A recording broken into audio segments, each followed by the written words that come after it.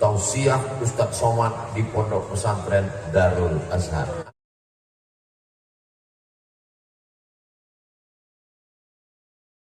Assalamualaikum warahmatullahi wabarakatuh.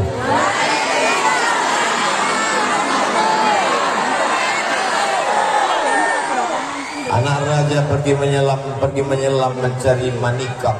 Dari bunyi sambutan salam nampaknya banyak yang belum makan malam. Apa kabar semua jamaah, sehat? Adik-adik santri-santri Pondok Pesantren Darul Azhar, kaifa haluk?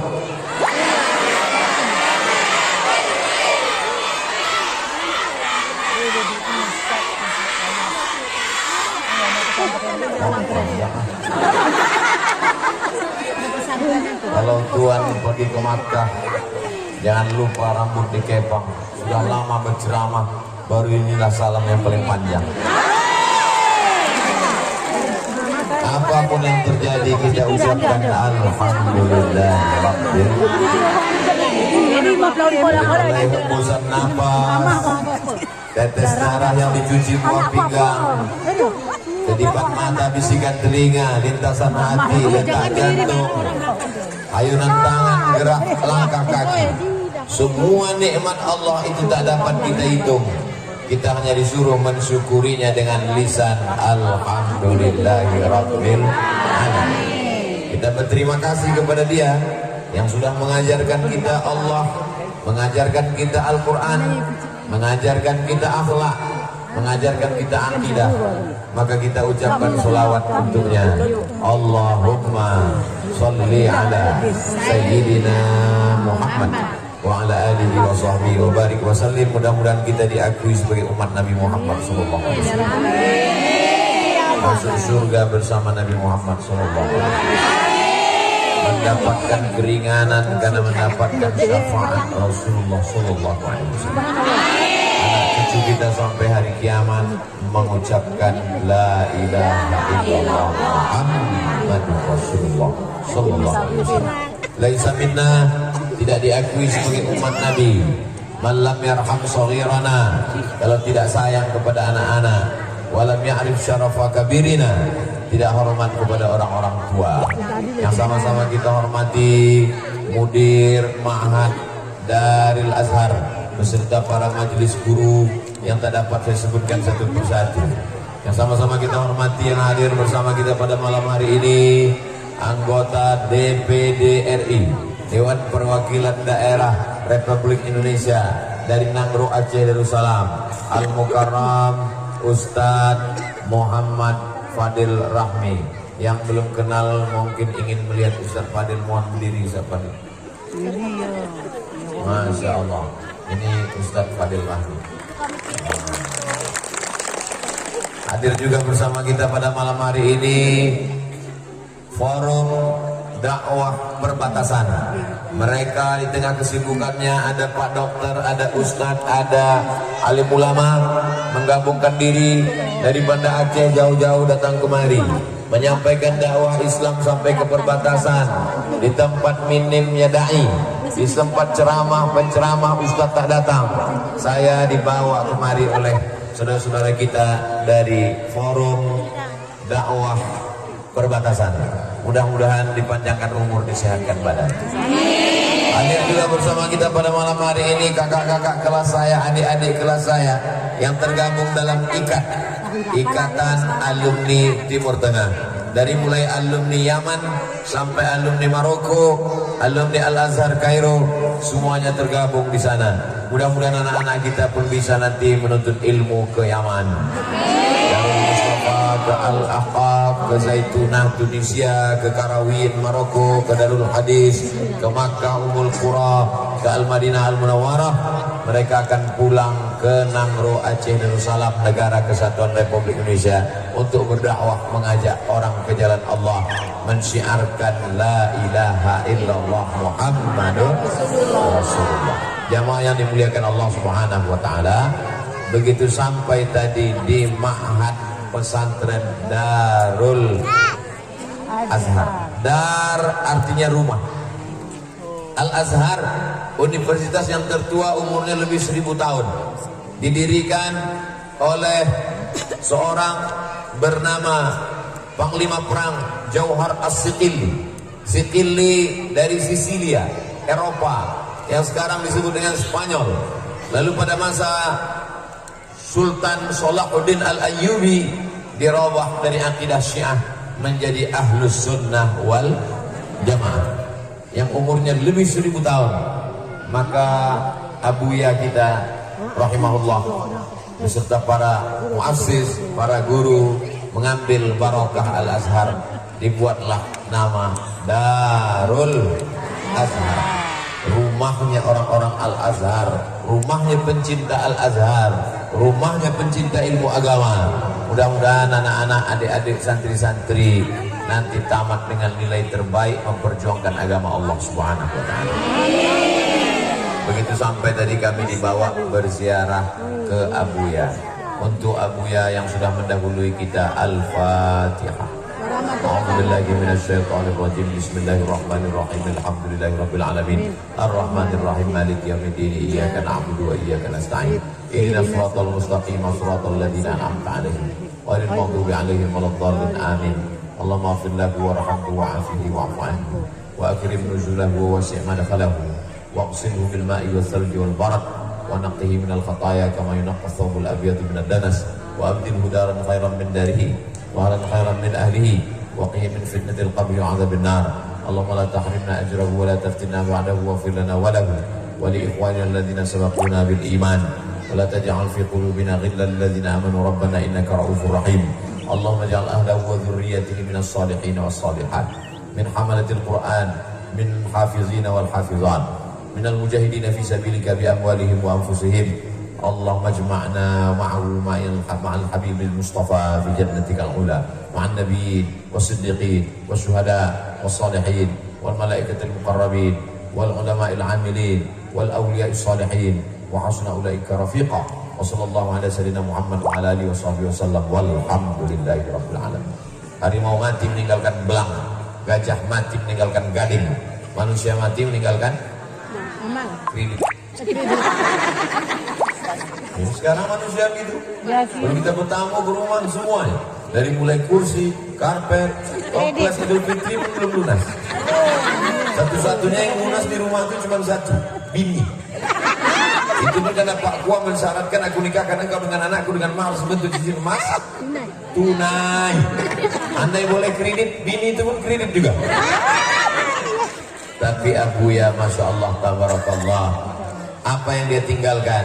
Yang pertama yang kami lihat adalah kitab-kitabnya, masih tertulis rapi. Jami'atul Azhar Syarif masih tertulis rapi. Kalau kita belajar di Al-Azhar ada istilahnya tahdid batasan. Ini nanti masuk ujian, ini perlu dibaca ketat, ini perlu digaris-garis.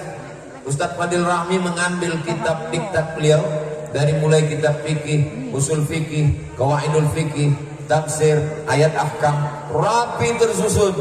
Rupanya buku-bukunya dulu waktu di Al-Azhar dijilid, dibawanya pulang kemari. Lalu kemudian kami sempat membaca, diambil Ustadz Fadil foto, tak tahu itu update status tahun itu apa. Ada tulisan tersusun rapi.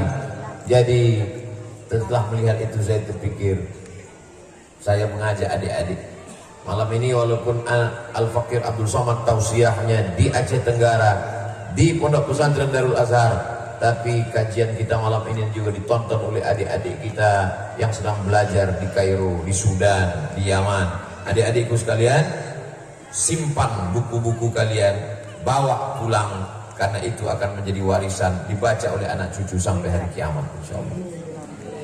Tapi malam ini Ustaz kan ceramahnya di sini, betul? Bagaimana Ustaz tahu mereka akan menonton? Karena akan diupload di channel Ustaz Abdul Somad, channel official. Subscribe, like, share, and comment.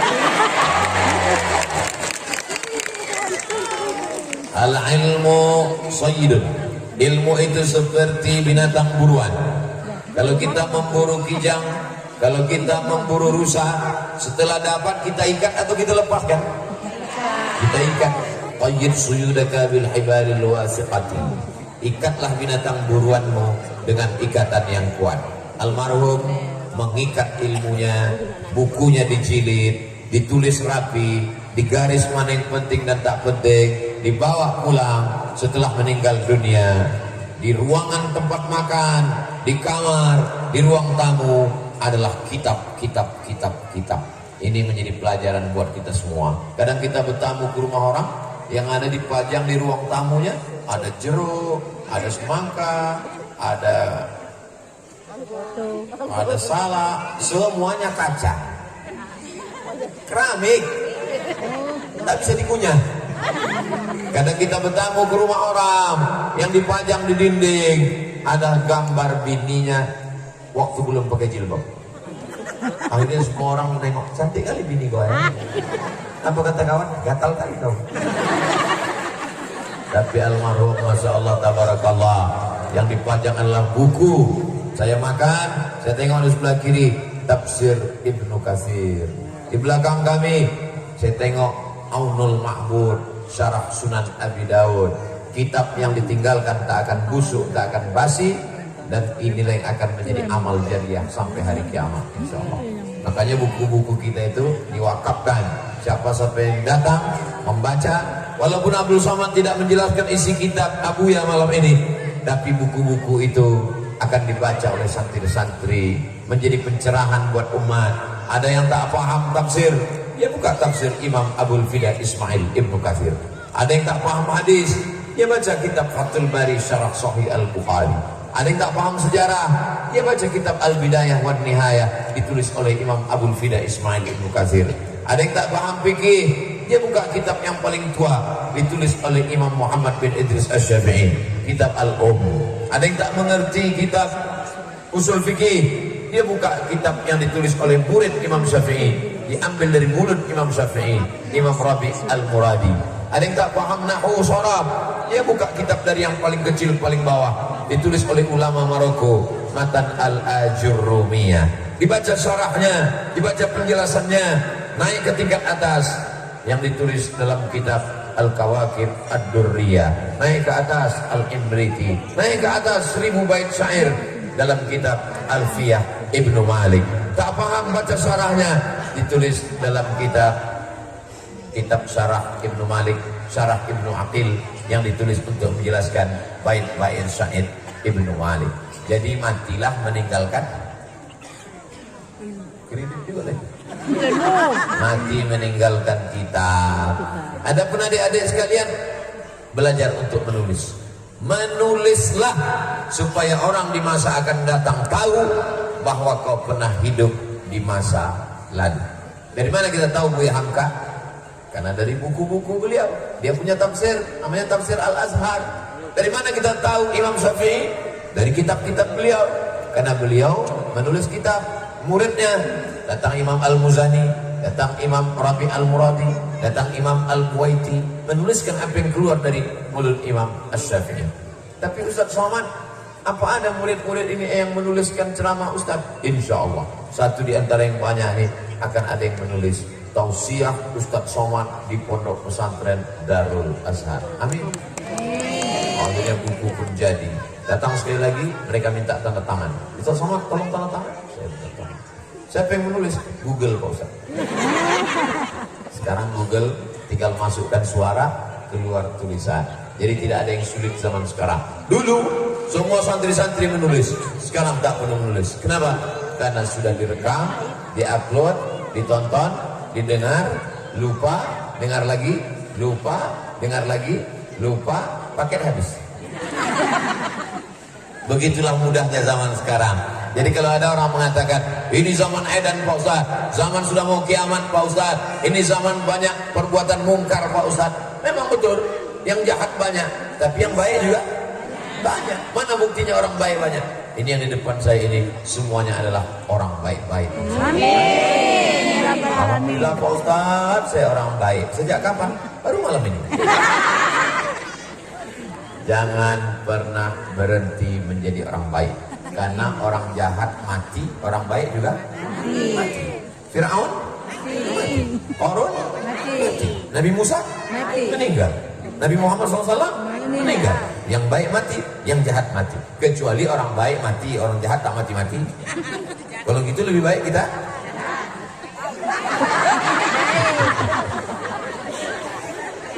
semua kita akan mati menghadap Allah Subhanahu wa taala. Tapi yang dikenang adalah budi baiknya. Yang pertama ditinggalkan almarhum, dari yang saya lihat tadi adalah kita. Yang kedua, Ustaz Somad ini anak almarhum. Abangnya ada, sudah pergi belajar ke Mesir. Abang ini sudah mulai menghafal Quran dan nanti akan dikirim ke Riau pondok pesantren namanya Al-Ihsan Boarding School. Adik ini sedang belajar Pak Ustadz. Abangnya lagi sedang berada di Banda Aceh Pak Ustadz. Yang kedua ditinggalkan adalah waladun salihun, anak yang soleh, bukan somad. Mudah-mudahan semua anak-anak kita anak-anak soleh. Dari mana Ustaz tahu anak-anak ini soleh? Buktinya dia mau datang tausiah malam ini. Anak-anak yang lain main game online, anak yang lain main judi online, anak yang lain di warnet tak pulang-pulang. Namanya siapa? Toib. Mohon maaf Pak Toib yang tapi anak-anak malam ini dibawa oleh ibunya, dibawa oleh bapaknya. Tadi habis makan saya mau istirahat sebentar di kamar, mau duduk-duduk menarik napas karena asik berfoto. Badan tak capek, cuma senyum letih. Mesti sebentar mau ke kamar. Ya, tak lama diketuk pintu. Assalamualaikum Ustaz, tunggu sebentar, Ustaz masih bernafas lagi. Assalamualaikum Ustaz. Lama-lama dibuka Ustaz Endi pintu. Ada apa? Ada orang mau tahnik anak hasil ada. Tahnik itu mengunyahkan kurma. Setelah dikunyah-kunyah disuapkan ke anak. Dalilnya adalah ketika Nabi Muhammad SAW sampai ke kota Al-Madinah Al-Munawwarah, maka datang seorang perempuan namanya Asma. Siapa namanya? Asma. Pakai alif, Asma. Kalau tak pakai alif, Asma, sesak nafas. Datanglah dia membawa anaknya Abdullah, nama suaminya Zubair, nama menantunya Awam. Maka nama anak bayi itu Abdullah ibnu Zubair ibnul Awam. Dibawakan dia kepada Rasulullah SAW. Lalu Nabi pun mengunyahkan kurma. Setelah dikunyahkan kurma, disuapkan ke anak tadi. Itulah mengapa anak-anak kecil disuapkan, namanya tahnik, bukan teknik. Kalau teknik itu di politeknik, teknik sipil, teknik industri, teknik mesin. Ini tahnik namanya. Nanti anak-anak kita ini bertanya, mak, itu foto apa? Foto adik kau tadi di tahnik Ustaz Somad. Tahnik itu apa? Dikunyah-kunyahkan kurma. Untuk apa dikasih kurma? Memang udah begitu, jangan kau tanya-tanya, banyak tanya masuk neraka. Ternyata setelah diteliti rupanya anak bayi yang baru lahir itu kedinginan. Anak bayi yang baru lahir kedinginan. Kenapa anak bayi yang baru lahir itu kedinginan? Karena ternyata tempat yang paling nyaman, paling tentram, paling adem, paling ayem, paling enak adalah rahim. Rahim itu mohon maaf, beribu maaf, kantong janin tempat perut ibu-ibu. Kalau sampai ibu kena penyakit kista, lalu kemudian rahimnya dicopot, dioperasi, dibuang, maka ibu tidak bisa hamil. Ibu menangis, suaminya tersenyum. Lalu kemudian apa yang terjadi? Tempat yang paling nyaman, tempat yang paling enak, tempat yang paling tentram, tempat yang paling adem, tempat yang paling ayem adalah rahim. Makanya belum ada dalam sejarah ada janin di Afrika Utara melompat karena kepanasan. Tak ada emak-emak yang tinggal di kutub utara, kutub selatan, matahari tak terbit, 20 minim 0 derajat Celcius, tak ada bayi yang keluar menggumpal jadi es batu. Kenapa? Karena Allah mengatur temperatur yang ada di dalam rahim seorang ibu. Mudah-mudahan dari rahim ibu-ibu lahir anak yang soleh dan soleh. Tapi begitu anak ini lahir, maka anak ini pun kedinginan. Karena anak ini kedinginan, maka dokter bayi menyarankan masukkan anak ini ke dalam kotak kaca yang ada suhu udara sudah diatur temperaturnya. Nama kotak kaca itu? Moderator untuk acara. Inkubator. Dimasukkan ke dalam si anak, diatur berapa derajat Celcius. Setelah diatur, lalu kemudian yang menjaga pun sibuk main handphone. Pas ditengok anak itu pun masak. Setelah masak difotonya pula. Ada bayi masak. Kasihan.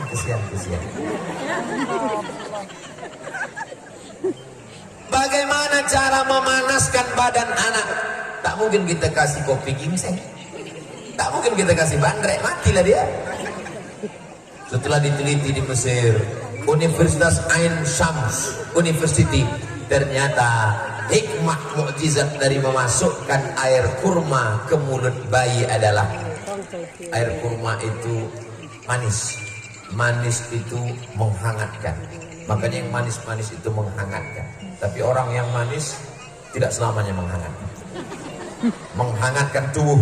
Makanya orang kalau sedang puasa badannya menggigil kedinginan karena belum minum teh manis. Orang yang kedinginan maka dikasih minuman yang hangat. Maka bayi kalau dia kurang cairan gula, wajahnya bisa pucat membiru karena kedinginan. Untuk menghangatkan dimasukkanlah cairan kurma.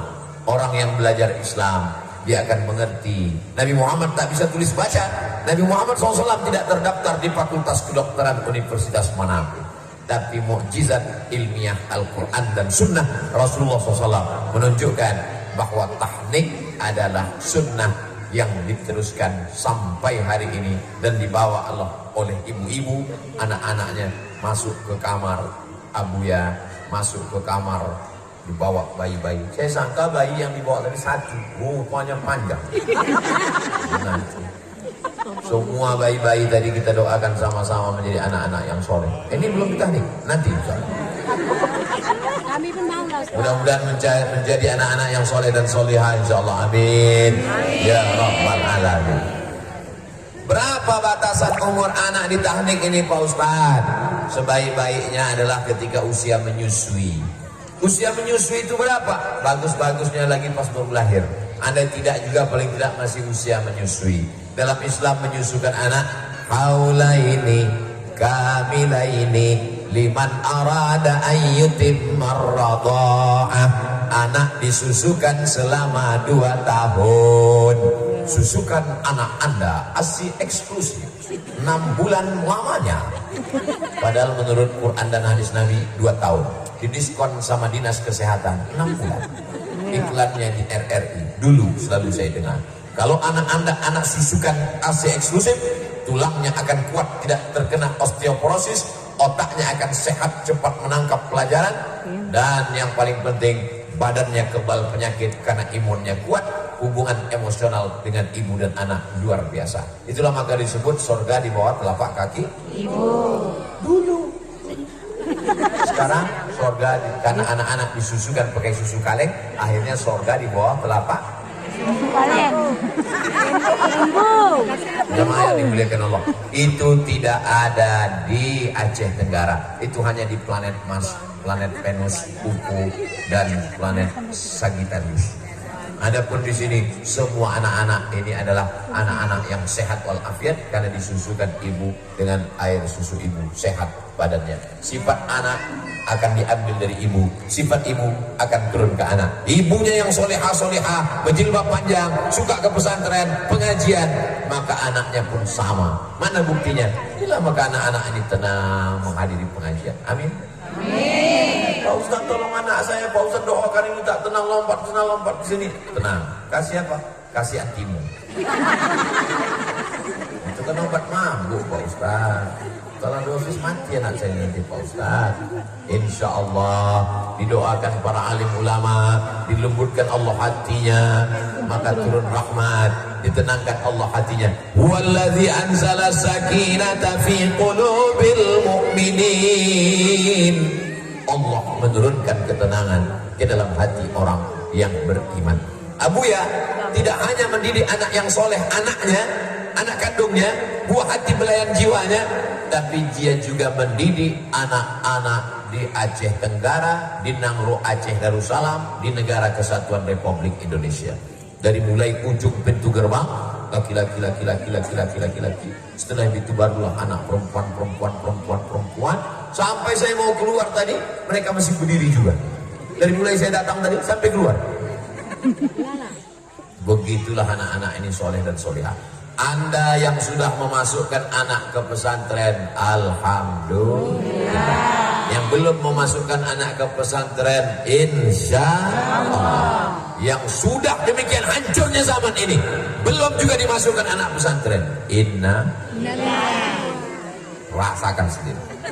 Narkoba mengancam, pergaulan bebas mengancam, LGBT mengancam. Benderanya sudah dikibarkan di kedutaan besar Inggris di Jakarta, di negara kesatuan Republik Indonesia, di dalam negara kita yang beragama mayoritas muslim. Berani orang, bayangkan itu bagaimana tantangan ke depan. Allahu Akbar. Sekuler, liberal, komunis, ateis, agnostik, tidak ada jalan lain menyelamatkan. Tamat SD, saya bawa jalan ke pesantren. Assalamualaikum warahmatullahi wabarakatuh. Saya sedang bersama dengan guru kita semua Al-Mukarram Ustadz Ihsan Jawadi Lubis di Pondok Pesantren Darul Azhar. Karena memang pendirinya, guru-gurunya berasal dari alumni Al-Azhar Mesir. Senior, kakak-kakak kelas saya. Saya mengajak kepada seluruh jamaah dimanapun berada, bil khusus di Nangro Aceh Darussalam, bil khusus lagi di Aceh Tenggara. Mari selamatkan anak-anak kita supaya selamat dalam Ahlus Sunnah wal Jamaah, masa depan yang cerah, berguna untuk agama, bangsa dan negara. Segera daftarkan anak-anak kita ke Pondok Pesantren Darul Azhar. Berkah selalu, soleh dan solihah, sukses dunia akhirat. Assalamualaikum warahmatullahi wabarakatuh.